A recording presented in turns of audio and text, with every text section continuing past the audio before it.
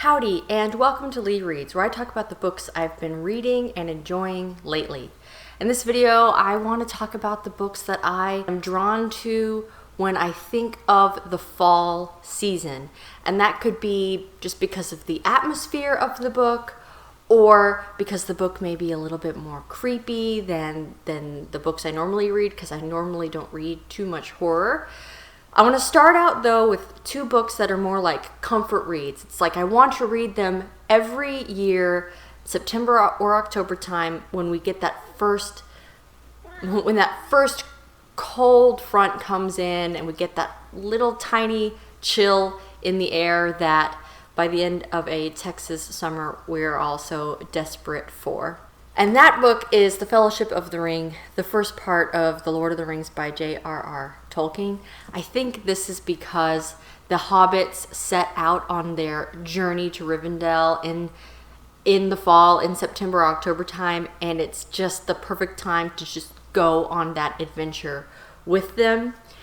If you're unfamiliar with The Lord of the Rings, it follows a group of hobbits and their companions, a few men, an elf, a dwarf, and a wizard, as they embark on this mission to destroy this previously thought indestructible ring that the Dark Lord Sauron uses to exert his will and his evil on Middle Earth.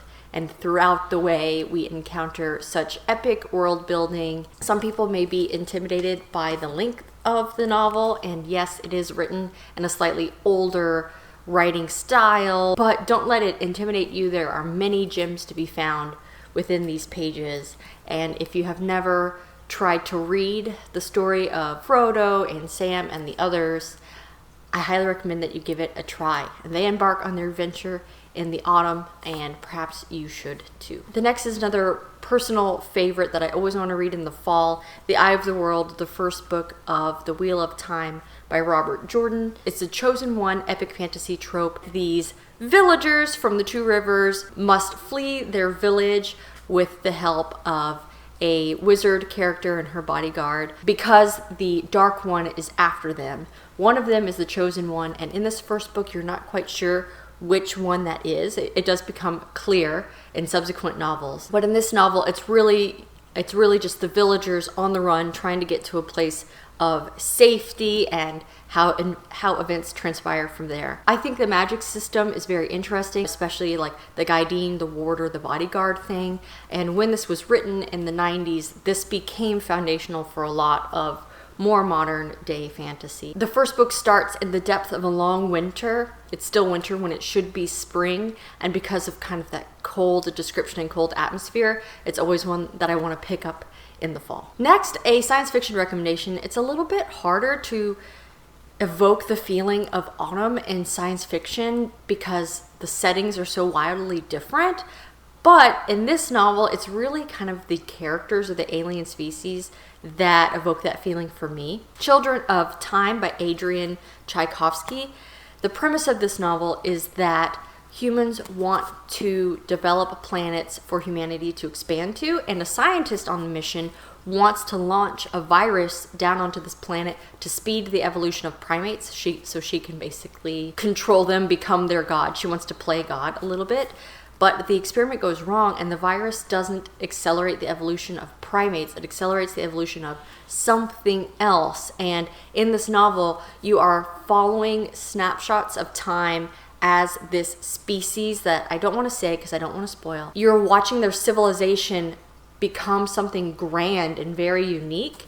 Meanwhile, humanity is on the way. You are following these humans who are in and out of stasis, dealing with various issues as they're making their way to the planet, and then eventually they will meet. And I loved the perspective of the aliens in here. I thought it was so cool. If you like science fiction and you haven't read this one yet, here's an excuse. A couple fantasies that are a little bit more horror leaning. The Hacienda is a story about a woman who lost almost everything in the war for Mexican independence, and she decides to marry a wealthy man just for stability. She goes out to live on his hacienda, where it's a farmstead. They have made their money through agriculture, but it's a very remote location. And when she arrives, something is wrong with the house, and in fact, the house is trying to kill her. And although some of the other people who live there know about it, they don't want to admit it because they have some secrets about what happened, who is haunting this house. The main character appeals to one of the local priests to help exorcise the house,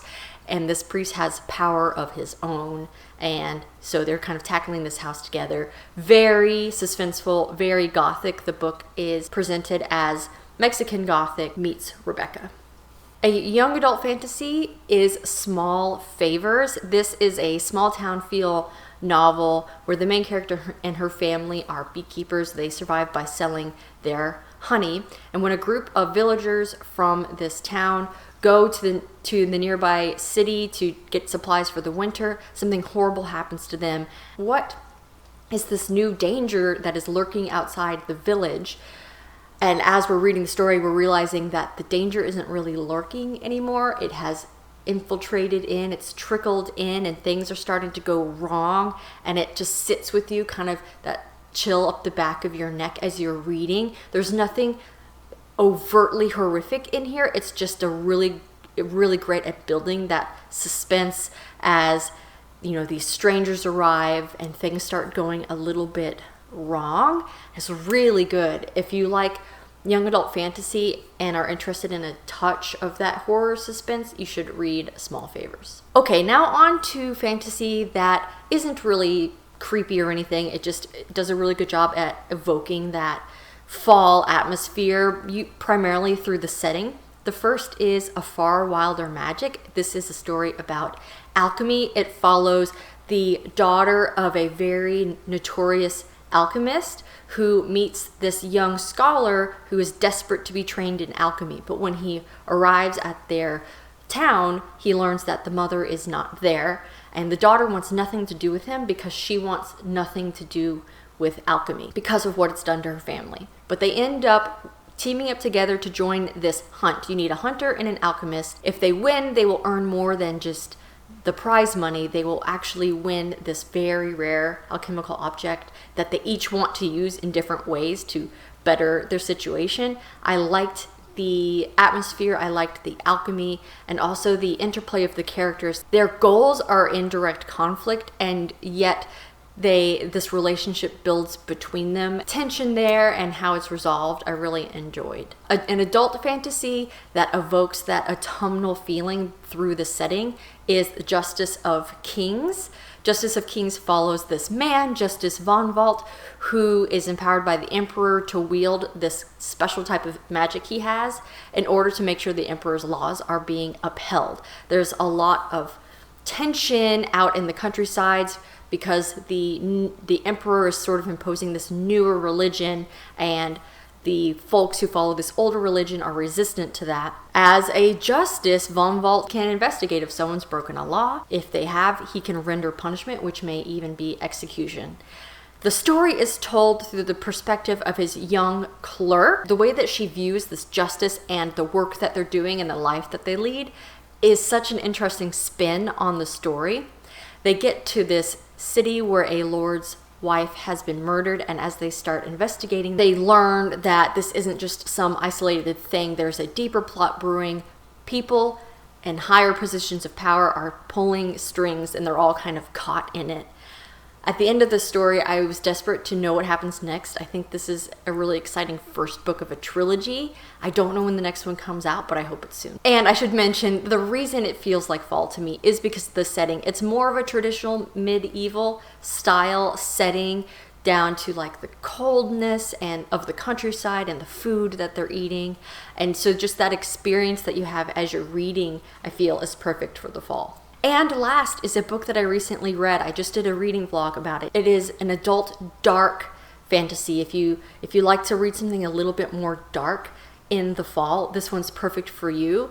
This young woman has a monster in her head, and she is trying to use it to help some unlikely allies break this curse that's on their land. But the monster in her head sort of has different ideas for how things should turn out. The setting, it's a mist-enshrouded village named Blunder. This magic is deadly and ancient, and there's old blood feuds. And just as you are learning about how we wound up with the magic that we have and what it's doing to the people, it really does evoke that dark atmosphere that may be perfect to read this time of year. Those are the recommendations that I have. I did a video similar to this last year, and I will link that so you can see those recommendations because they still stand. Please let me know if there are certain books that call to you this time of year. I'd love to check them out, especially if you have some science fiction that kind of fit that bill, because I feel like that's really tricky. Thank you so much for watching. Please like this video if you enjoyed it and subscribe if you haven't. That would really help me.